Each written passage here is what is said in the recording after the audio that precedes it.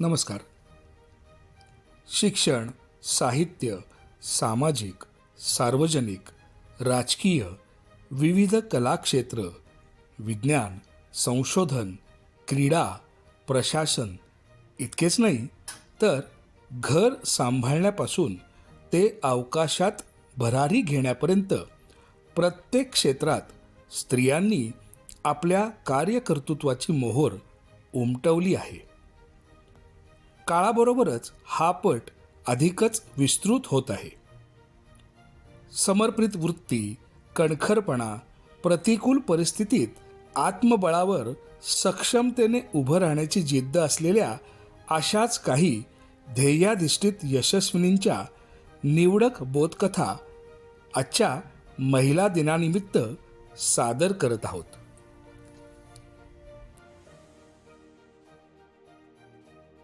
इंग्लंडमधील साऊथहॅम्प्टनमध्ये मोठ्या दिमाखात जे कधीच बुडणार नाही असा दावा असलेले टायटॅनिक जहाज अटलांटिक महासागरात हिमनगाला धडकून 14 एप्रिल 1912च्या रात्री फुटले. दूरदृष्टीने बांधलेले हे जहाज बुडणे हा साऱ्या जगाला मोठा धक्का होता. या घटनेवर आधारित असलेल्या चित्रपटातून त्यावेळची परिस्थिती प्रभावीपणे समोर आली. मात्र हा दुर्दैवी प्रसंग घडला त्या 1912 मध्येच एका मराठी मासिकाने या घटनेचे अत्यंत सडेतोड विश्लेषण वाचकांसमोर समर्पकतेने मांडले. आजच्या सारखा सेकंदात बातमीचा तो काळ नव्हता. अत्यंत कल्पकतेने व तत्परतेने टायटॅनिकच्या जलसमाधी याचा मराठीत परामर्श घेणारे हे मराठी मासिक म्हणजे प्राची प्रभा. संपादिका होत्या गोमंतकातील पहिल्या महिला पत्रकार सरस्वतीबाई वैद्य. पुरुषी वर्चस्वाबरोबरच गुलामगिरीत खितपत असलेल्या स्त्रियांमध्ये आत्मजागृती व्हायची असल्यास त्यांच्यात वाचन संस्कृती रुजणे आवश्यक आहे. या विचारातून सरस्वतीबाईंनी प्राची प्रभा व हळदी कुंकू ही मासिके सुरू केली. पुरोगामी विचारांचे पती दादा वैद्य यांचे प्रोत्साहन होते. स्त्री साहित्याबरोबरच राष्ट्रीय आंतरराष्ट्रीय घडामोडींवरील लेखनही मासिकांमध्ये समाविष्ट करण्याचा द्रष्टेपणा सरस्वतीबाईंमध्ये होता. घरातील स्त्री शिक्षित असावी, तिला सर्व प्रकारचे ज्ञान प्राप्त व्हावे यासाठी त्या आग्रही होत्या. अंकात कविता, कथा, देश विदेशातील स्त्री चरित्रे, विणकाम, शिवणकाम, स्वयंपाक यांची विस्तृत माहिती देणारी सदरे होतीच, पण पुनर्विवाह करून विधवांनी नवजीवनास प्रारंभ का करू नये अशा विषयाचे लेखही होते. 100-125 वर्षापूर्वी व देश पारतंत्र्यात असताना एका गृहिणीने जिद्दीने नियतकालिक सुरू करून निष्ठेने चालवणे ही सोपी गोष्ट नव्हती. धाडसी स्वभाव व द्रष्टेपणामुळे 4 भिंती पलीकडचे जग त्या तळमळीने मांडत राहिल्या. काळाच्या एक पाऊल पुढे असलेली अशी व्यक्तिमत्वे या मातीत होऊन गेली हे खरोखरच आपले भाग्यच म्हणायचे. तपस्विनी मोगूबाई कुर्डीकर. आपल्या मुलीने गाणं शिकावं अशी मोगूबाईंच्या आईची इच्छा होती. पण जीवघेण्या आजारातून बरे होणार नाही याची खात्री पटल्यावर त्यांनी जेमतेम 7-8 वर्षांच्या मोगूकडे आपली इच्छा बोलून दाखवली. आईच्या निधनानंतर त्या सांगलीला आल्या. तू गाणं शिक, खूप मोठी हो, हे आईचे शब्द मोगूच्या लक्षात होते. मिळतील ते सूर साठवीत त्यांनी संगीत विद्येचा ध्यास घेतला. पुराणिक बुवांकडे थोडंफार शिक्षण सुरू होतं. घरी असताना त्या सतत गुणगुणत, कधी मोकळेपणानं गात. त्यांना संगीत नाटकातली पदं म्हणायला खूप आवडायची. माडीवरी चलग गडे हे असेच एक लोकप्रिय पद त्या नित्यनेमाने म्हणत. आपलं गाणं ऐकत कुणीतरी रोज घरापाशी रेंगाळत आहे याची त्यांना कल्पनाही नव्हती. एक दिवस न राहून ती व्यक्ती थेट घरात शिरून मोगूबाईंसमोर उभी राहिली. समोरच्या व्यक्तीला पाहून त्यांचा स्वतःच्या डोळ्यावर विश्वासच बसत नव्हता. त्या गोंधळल्या. ती व्यक्ती प्रेमाने हसत म्हणाली, गा गा बेटी गा, मला तुझं गाणं ऐकायचं आहे. मोगूबाईंना नवल वाटलं आणि डोळ्यात आनंदाश्रू तराळले. त्यांचं गाणं नित्यनेमाने ऐकणारी ती आसामी म्हणजे आपल्या गायकीनं ज्यांनी अनेकांना चकित केलं असे अल्लादिया खा साहेब. मोगूबाईंचा आवाज ऐकून त्यांनी इतर कोणालाही तालीम देणार नाही हे स्वतःवरचं बंधन झुगारून मोगूला गाणं शिकवायची तयारी दर्शवली. मोगूबाईंनी खा साहेबांची गायकी अपार मेहनतीने आत्मसात करून भारतीय संगीत जगतात असामान्य नाव कमावलं. पूर्णतेच्या शिखरावर पोचण्यासाठीचा त्यांचा ध्यास विलक्षण होता. आईची इच्छा व गुरुने दाखवलेला विश्वास मोगूबाई कुर्डीकर यांनी आपल्या खडतर साधनेने सार्थ ठरवला.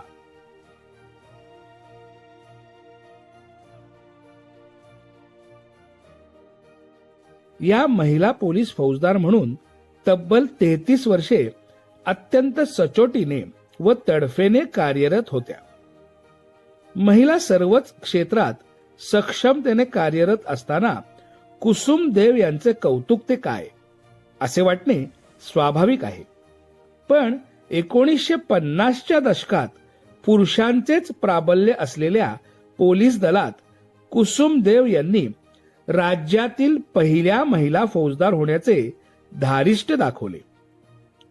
पहिलेपणाची अनेक आव्हानं समस्यांना सामोरं जात 3 दशकांहून अधिक काळ तिथं टिकून आपलं कार्यकर्तृत्व सिद्ध करणं हे सोपं नव्हतं.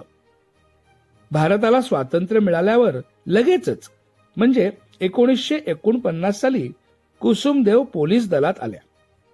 इथं टिकून राहण्यासाठी त्यांना बराच संघर्ष करावा लागला.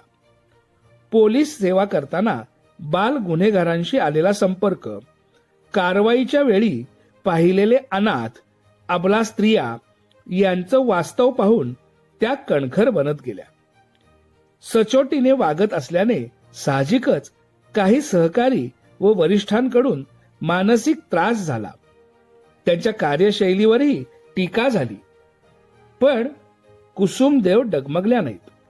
त्यांचे सासरे व पती पोलीस सेवेतच होते, त्यामुळे काहीसा आधार होता. तरी सुद्धा कुसुमदेव यांना वेगवेगळ्या प्रसंगांना तोंड द्यावे लागत होते. अधिकारी म्हणून कर्तव्य बजावताना संसाराच्या जबाबदाऱ्याही त्यांनी नेटाने पार पाडल्या. नाना स्वभावांच्या व्यक्ती, गुन्हेगार, बनेल लोक अशा सगळ्यांमध्ये वावरताना त्यांनी दाखवलेली धडाडी व चिकाटी कालांतराने त्यांना विरोध करणाऱ्यांनाही मान्य करावी लागली. आजच्या काळात पोलीस सेवेत अनेक महिला कार्यरत आहेत, पण महिलांनी घराबाहेर जाणे ही चुकीचे मानले जाईल अशा काळात कुसुमदेव पोलीस सेवेत दाखल झाल्या. त्यांच्या धाडसी स्वभावाला व आपणही पोलीस दलात कर्तृत्व गाजवू शकतो असा आत्मविश्वास महिलांना देणाऱ्या या वर्दीतील तेजस्विनीला सलाम.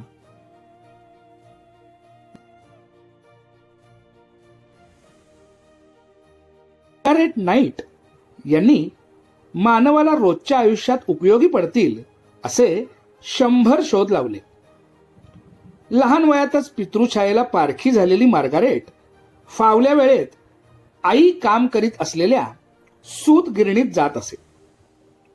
12-13 वर्षांची असताना तिने सूत गिरणीत एक अपघात पाहिला.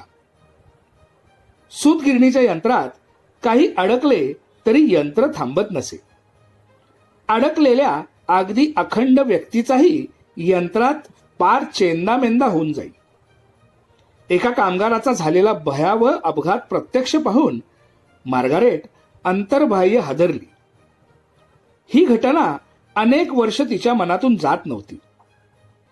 अखेर काही वर्षांनी यंत्रात काहीही अडकले असता यंत्र आपोआप बंद पडेल असे उपकरण तिने शोधून काढत त्या कामगाराला अनोखी श्रद्धांजली वाहिली. सूतगिरणी क्षेत्राशी संबंधित अनेक शोध लावण्याचा मग तिने सपाटाच लावला. पॅकिंगसाठीच्या पसरट तळाच्या पिशव्या, नंबरिंग मशीन, बॉक्स तयार करण्याचे यंत्र, खिडकीची चौकट असे अनेक शोध तिने कल्पकतेने लावले. अशातच सूतगिरणीसाठी तिने केलेले उपकरण चार्ल्स नामक इस्माने अक्षरशः चोरले व ती कल्पना आपलीच असल्याचे सांगत स्वतःच्या नावे पेटंट घेतले. मग स्वाभिमानी मार्गारेटने त्याला न्यायालयात खेचले. चार्ल्सच्या वकिलाने एक स्त्री अशा पद्धतीचा शोध लावूच शकत नाही, तिच्यात यंत्र तयार करण्याची बुद्धिमत्ताच नाही, असा युक्तिवाद केला. जोरदार युक्तिवाद करत सर्व पुराव्यांनिशी मार्गारेटने हे उपकरण आपणच कसे बनवले आहे हे सिद्ध करून दाखवले. स्त्रियांच्या क्षमतेवर शंका घेणाऱ्या या घटनेतून अपमानित झालेल्या मार्गारेटने त्यानंतर मागे वळून पाहिलेच नाही. आपण लावलेले शोध हे माणसाच्या रोजच्या जगण्यात अत्यंत महत्वाचे ठरतील हे तिने कटाक्षाने पाळले. आणि मग वुमन एडिसन म्हणून गौरवल्या गेलेल्या मार्गारेट नाईटने आपल्या संशोधनातून हम भी कुछ कम नहीं असे दाखवून दिले.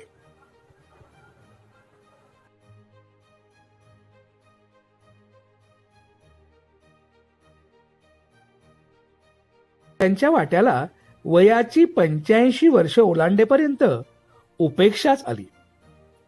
बालपणी घरात आजी, आई व मावशी असं बायकांचंच राज्य. लोकांचे कपडे धुण्याचं काम त्या करीत असत. आजी निवर्तल्यामुळे वयाच्या 8व्या वर्षीच त्यांना या कामासाठी आपली शाळा सोडावी लागली.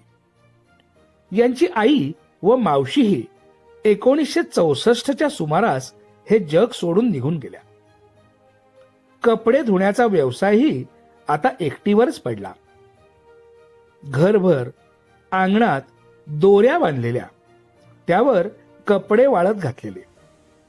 सकाळपासूनच आजूबाजूची माणसं यायची, कपडे धुवायला टाकून जायची. कोणी पैसे देण्या घेण्यापुरतच त्यांच्याशी बोलायचं. एकलेपणानं यांचा जीव गुदमरून जायचा. घरातील कुत्रं, गाय आणि डुक्कर हेच फावल्या वेळेतले त्यांचे साक्षीदार होते. आठवड्याचे 7ही दिवस कपडे धुण्यातच जायचे. त्यामुळं केवळ सामान आणण्यापुरतं त्या घराबाहेर पडत. 1967 ते 1995 अशी जवळपास 30 वर्षे त्यांचा बाहेरच्या जगाशी कामाशिवाय कोणाशीही संपर्क नव्हता. स्वतःपुरताच खर्च असल्यानं कमाईतील पैसा त्यांनी बँकेत साठवला. आता थकलो आहोत याची जाणीव झाली तेव्हा, म्हणजे 26 जुलै 1995 रोजी त्यांनी एक अखेरचा निर्णय घेतला. आपल्या बँकेला सांगितलं, माझ्या खात्यात जमा झालेले सर्व पैसे, आयुष्यभराची कमाई सदर मिसिसिपी विद्यापीठाला देणगी म्हणून द्या. पण अट एकच, इमारतीत एका विटेवरही माझं नाव असता कामा नये. शिक्षणासाठीच या देणगीचा विनियोग व्हावा, एवढीच माझी अट आहे. कृष्णवर्णीय म्हणून आयुष्यभर उपेक्षित राहूनही त्यांनी, म्हणजेच ओसिओला मॅकार्टी यांनी मनात कोणतीही कटुता ठेवली नाही. लोकांचे कपडे धुवून कष्टानं कमविलेले $1,50,000 निरपेक्ष भावनेने शिक्षणासाठी दान दिले. खरंच ओसिओला मॅकार्टी यांच्यासारखं दातृत्वशील व्यक्तिमत्व विरळच नाही का?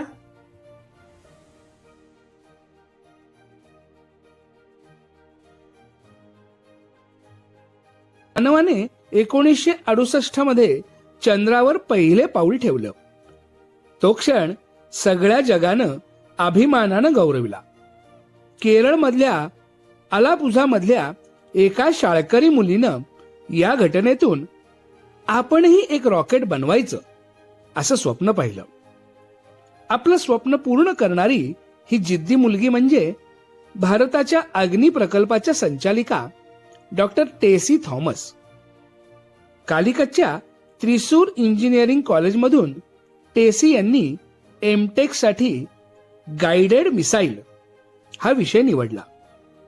पुढे अपार कष्टातून त्या भारतीय क्षेपणास्त्रांच्या संशोधनाशी जोडल्या गेल्या.